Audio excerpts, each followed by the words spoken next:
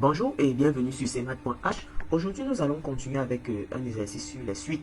On nous donne une suite UN qui est égale à 1 moins 1 sur 2 au carré, facteur de 1 moins 1 sur 3 au carré, facteur de 3 points de suspension, facteur de 1 moins 1 sur n au carré, lorsque n est supérieur ou égal à 3.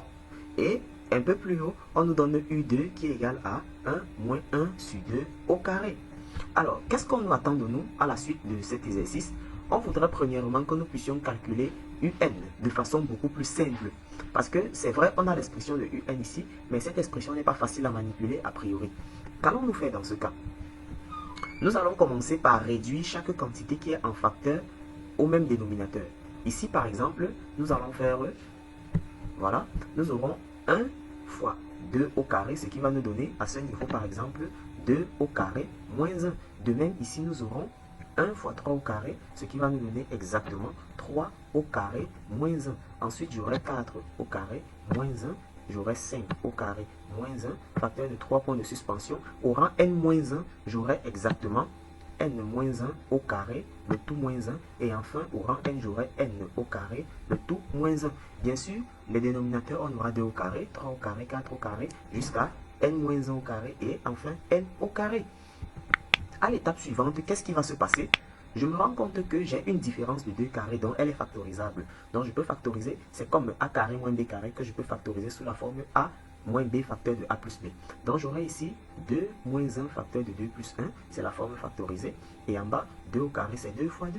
Ici, j'aurai donc 3 au carré moins 1 qui se factorise comme étant 3 moins 1 facteur de 3 plus 1 sur 3 fois 3. Ensuite, j'aurai 4 au carré moins 1 qui se factorise comme étant 4 moins 1, facteur de 4 plus 1 sur 4 fois 4.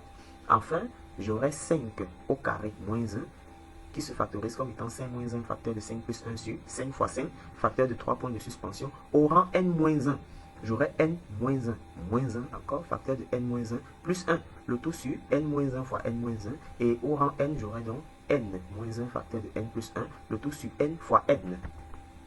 Une fois que cela est fait, je constate très facilement que j'aurai ici 2 moins 1 qui me donne 1 et 2 plus 1 qui me donne 3.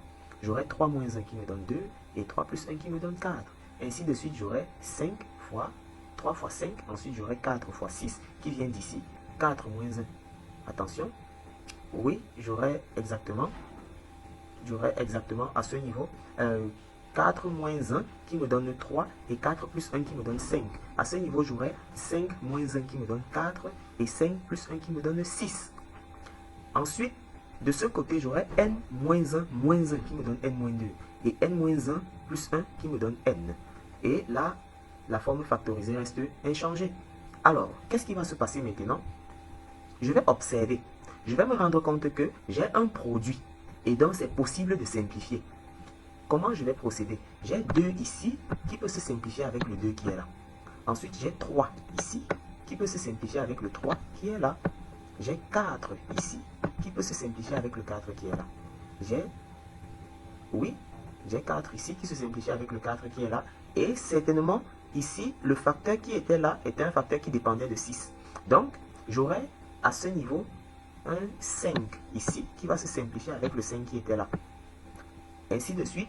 Ensuite, j'aurai certainement le n-2 qui est ici, qui va se simplifier avec un n-2 qui était quelque part ici. J'aurai le n-1 ici, qui se simplifie avec le n-1 qui est là. Alors, une fois que j'ai constaté cela, je vais regarder dans le sens inverse maintenant. Je vais regarder le 3 qui est ici. Lui peut se simplifier avec ce 3. Le 4 qui est ici, il se simplifie avec ce 4. Le 5 qui est ici, il se simplifie avec ce 5. Le 6 qui est ici, il va se simplifier avec un 6 qui est quelque part là. Le n-1 qui est ici, il va se simplifier avec un n-1 qui était juste avant lui. Le n qui est ici, il va se simplifier avec le n qui est là. Et donc, qu'est-ce qui va se passer? Tout ce qui est au milieu là va se simplifier. Ici en haut, il restera 1, en bas, il restera 2. De ce côté, il restera n plus 1 et en bas, il restera n. Donc, une fois que j'ai fait cette simplification, il va donc me rester 1 demi. Parce que ça vient d'ici, le 1 et le 2 qui est là, ça fait 1 demi. Et ici, il y a n plus 1, en bas il y a n, ça fait 1 demi facteur de n plus 1, qui est encore 1 demi facteur de 1 plus 1 sur n. Voilà donc l'expression la plus simple possible de un. Maintenant, on me demande d'en déduire que la limite de un égale à 1 demi. Comment est-ce que je fais?